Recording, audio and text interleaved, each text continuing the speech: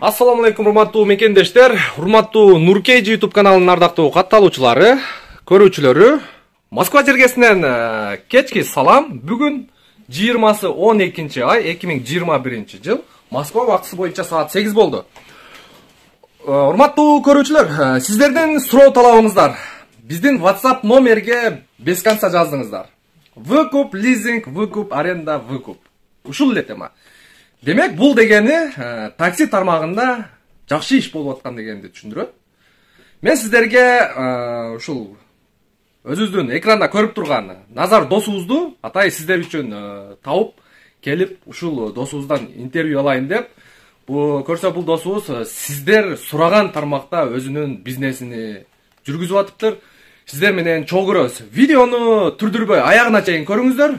Мүмкүн болушунча башка группаларга дагы бөлүшүп коюңуздар, WhatsApp группаларга.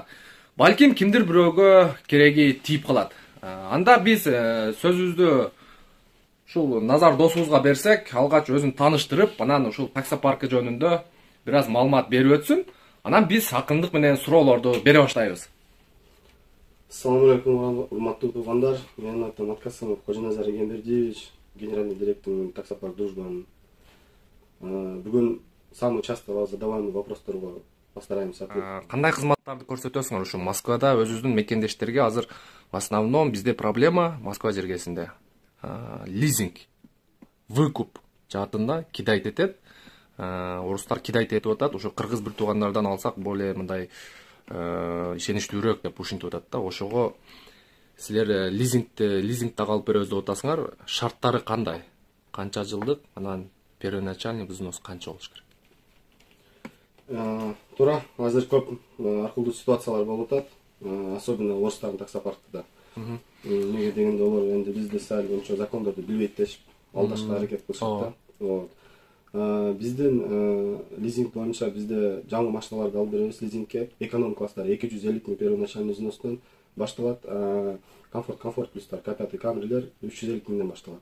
350 000. Первоначальный 10% стоимости машинадан сынаш керек. Мен азыр четко цифраларды айтыш үчүн энди машинанын ценнигин көрүшүбүз керек. Өзүбүз көрүп атабыз, күнү менен ценниктер өзгөрүп ар күнү болуп атат. Ошого азыр мен приблизительныйларды эле айтайын, чтобы ориентир болуш керек да. Жаңы 0 пробег, Жаңы 0 пробег, балдар өзү менен биле чогуу барып автосалондо минип өздөрү минип айдап чыгышат.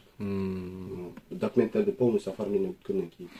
Анан биздин көрүүчүлөргө ушу первоначальный взносу жок эле бере бергиле да деген биздин бир 20-30% мындай ушул такси тармагында иштебеген, билбегендер ушундай комментарий жазат да. Ушул мисалы бир К5 же Камриге 350 000 бул неге расход каяка кетет? Ошону түшүндүрүп койсоң. 300, допустим, если биз комфорт плюс алсак 350 000ден ичинде каска, ОСАГО, первоначальный 10% стоимости машины, полный пакет документов оформления до номеров плюс лицензии. Ошол Камрилер жылы болсо канчага бүтөт ошол ОСАГОсы? Где-то 100 000дин тегереги болуш керек алды. 100 000 тегереги болот, 100 000 тегереги болот, энди комплектациясына карайт. Комплектацияга карап, так в среднем 100 000 болот. 100 000 болот. Плюс-минус. Ушундай туугандар, буну биздин көпчүлүк көрөрмандар билбейт. Ошон үчүн сиздерге маалымат катары айтып койдум. Энди важный жери дейм да мен бетте. Самый важный то, что лизингде что надо знать, это азыр любой таксопарк эле лизинг алып берет. Но дегенде бир ар таксопарк айтпайт да. Айга лицензияга пул беришини, айына путевойго пул беришини. Анан баанда шормой башталат да. Это, короче, неправильно, да, по-моему. Bizde onda yok. Bizdeki бесплатный лицензия, бесплатный путевой. Только биздин таксопаркыбызда иштеп эле биздин кызматы ошо 2,5% таксопарктыкы болот. Лизингке алып бергенге пул берип ондай тоже жок. Өздөрү келишип полностью чектери менен, накладнолору менен, как положено, акт прием передача болуп, как положено алат машинаны. Түшүндүңүздөр туугандар, лизинг боюнча сиздерге четко ясно маалымат берди. Мындан сырткары кисартка регистрация кылат экенсиңер. Анан экинчи основной проблема машинаны алгандан кийин же арендага алгандан кийин кисарт проблема болуп атат. МФЦ менен мои документы, пенсионный фондто подтверждение личности кылат, ИНН керек, СНИЛС керек, пакет документов. Все эти пакет документов биз өзүбүздүн водительдерге өзүбүз жардам берип алып беребиз. кисарттан тоже полностью өзүбүз заполнять этип анкеталарды жөнөтөбүз. Мен өзүм мен саат 9-да пенсионный фонддун алдыга барып, өзүм лично каждый водитель менен кирип, полный документтерин бүтүрүп кайтып чыгам. Неге дегенде азыр биздин туугандар барат дагы мени документтерге барса киргизбейт, очередте турат, очередте барса перевод паспорт сурайт, перевод паспортто пулга кылат. А на самом деле бизде снилс болсо, тем более перевод паспорт деле переводу бар. Керек эмес да закон боюнча. Но биздикилер энди туугандар ончо законду билбейт дагы. Перевод берги, мои документтер, сотрудниктер иштегиси келип перевод паспорт алып кел деп жөнөтө беришет. Кийин перевод паспорт алып келсең, бизде мындай инспектор жок деп коюшат. Кийин пенсионный фондго бар дейт. Анан адам ошо 3-4 күндө жөн эле жок болуп атат, иштебейт. Минимум 3-4 күн. Биз көрүп деле жаттык. Бул групп таксистердин группасыга чуркагандар 1 ай деле чуркады. Ошондой болуп атат. 1 ай бул эме, 1 ай күнүгө канча пул жок болду да. Ооба. Сончо иштеп тапса болот эле адам.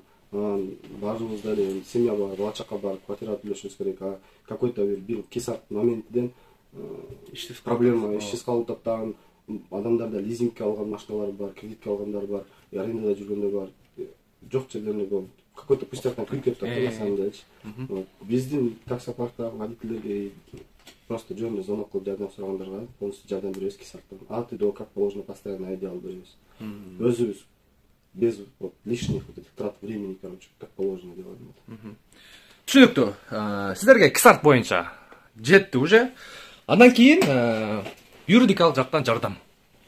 Да. Машина алгандан баштап ушул өзүңүз айткандай, машинаны алгандан баштап, пока же 3 жыл лизинговый срок бүткүчө, же может иногда водительдер просто, короче, расчет сделать 1,5 жыл төлөп досрочно жабышат. Вот от и до, пока машину не выкупает человек, да, полная юридическая поддержка берилет таксопаркта. Максимально, что административный практикада, что уголовный практикада. Неге дегенде бизде азыр баарыбыз эле билебиз аны кандай подставалар болуп атат, таксистерде, кандай ситуациялар непонятный болуп атат. И многода водительдер часто обращаются с вопросами там отделда түшүп калдык, бала чакабызды там садикке бере албай жатабыз, мектепке бере албай жатабыз. Вот это основной проблемалар, да. Неге дегенде азыр садикке законно бериле турган балдарды коррупция бар да. Документы требуют этип, какой-то бир пустягымен туруп алып атат, ребенку надо развиваться, учиться, да. Вот ата-энеси иштеш керек, ата-энеси ишке бара албайт, бала чакасына. Ну вот ушундай проблемалар да болот. И тоже решаем, максимально помогаем, чем можем, да. Как минимум бесплатная юридическая консультация, это обеспечено 100%. Түшүнүктүү. Андан кийин өзүңүздүн таксопаркыңыз. Өзүбүздүн таксопаркыбыздан Процент кандай? Процент ошо 2,5%, минимальный процент коебуз, 2,5%. Никаких скрытых там каких-то доплат, ондай нерсе жок. 2,5% максимально прозрачно, в любой момент, любую сумму можно выводить средства. Через приложение. Через приложение любую сумму выводишь в любое время. Да. Приложение акчасын айдеткенге комиссия алабы? 25 рубль. 25 рубль. Ну там минимальный какой-то есть процент. До агрегатора приложения процент, да, мы к этому не относимся. Кошумча маалымат барбы ушу көрүүчүлөргө, ушу в основном биздин көрүүчүлөргө лизинг. Лизинг боюнча кантип чакырып өтөт элеңиз ушу? Менде азыр жакшы балдар бар да, паркында иштейт. 3 болуп объединяться этишет да. Энди каждый водитель минимум зарабатывает 150 тысяч чистыми. Помимо аренды, помимо бензина, помимо еды, короче, чистыми 150 тысяч. Бекарсмендерим бар, айга 314 миң, 320 миң снимать эткенде. Грязью где-то 400 миңге чейин жакындашат да. Четко 12 саат иштесе, саат кеч чыгат. Молодцы, да, ребята, да. Вот постоянно айтам, балдар, вот соберитесь втроем, да. 1 месяц поработали, 1 ай иштеп туруп, 100 миңден коюп туруп, 1 машина алгыла. Экинчи айда, вот 3 месяца, 3 айда, 3 бала, 3 бири-бириге машина алып койсо болот да. Сүйлөшүп туруп, договор кылып туруп. Спокойно болот. Себеби андай, если даже первоначальный жок болуп атса да. Арендада. Те же деньги, воздухка кетет. В итоге машинасыз каласың. Ооба. А лизингте өзүң машинага төлөп атасың, машина калып атат. И плюс бир машинада бир водитель өзүң автосалондан айдап чыгасың. Саны башкача да. Ооба да. Банда кыйналып, бузулду, мындай нерсе жок да. Мына ушундай туугандар, сиздерге чөткү кылып маалыматты жеткирдик. Чакырып өтөсүзбү көрүүчүлөрдү? Пожалуйста, любое время метро университеттин алдыда офисибиз. Адрес менен адрести айтып коюң. Проспект Вернадского, владение 6, строение 3. Ылдыйга номерин калтырып коебуз. Урматтуу көрүүчүлөр, эртең менен 9-дан кечки 9-га чейин звонок кылсаңыздар болот. Сиздерден дагы бир нерсени суранып өтөлү. Ушул бизде негедир түн күн деген жок да. Түн уктап атсаң эле чала берет. Бир аз эметели, себеп мындай иште иштеген адамдар дагы мурунку видеодогудай бир аз 5-6 саат жок дегенде укташ керек. Ошон үчүн кичине убакытты туура пайдаланайлы, бири-бирибизди сыйлайлы. Эртең менен 9-дан кечки саат 9-га чейин чалып, келип, өзүңүздөр сүйлөшүп, машинени алгандан кийин анан калган өзүңүздөр билесиздер. 24 саат сүйлөшөсүздөрбү, ал жагы өзү бул жактан зависит этет. Эми баяндай ситуацияда любой время чалсаңыздар болот. Кошумча маалымат барбы дагы? 24 саат, вот про время, да. Пожалуйста, если какой-то экстренная ситуация болсо, любой момент звонок кылабыз.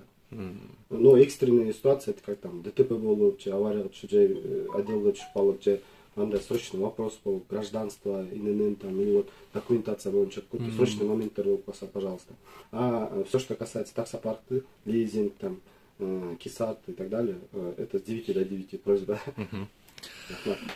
Ушундай туугандар, ишиңизге ийгилик.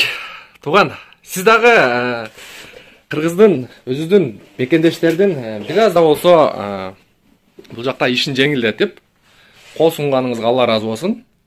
Буюрса, мындан дагы чоң бизнестерде сиздин атыңыз чыгып, ушундай төрдө сиздин олтурганыңызды көрөйлү. Биз сиздер менен коштошобуз, урматтуу көрүүчүлөр. Сиздер менен Нурумбет Махаматалиев. Кийинки видеодон жолугушканча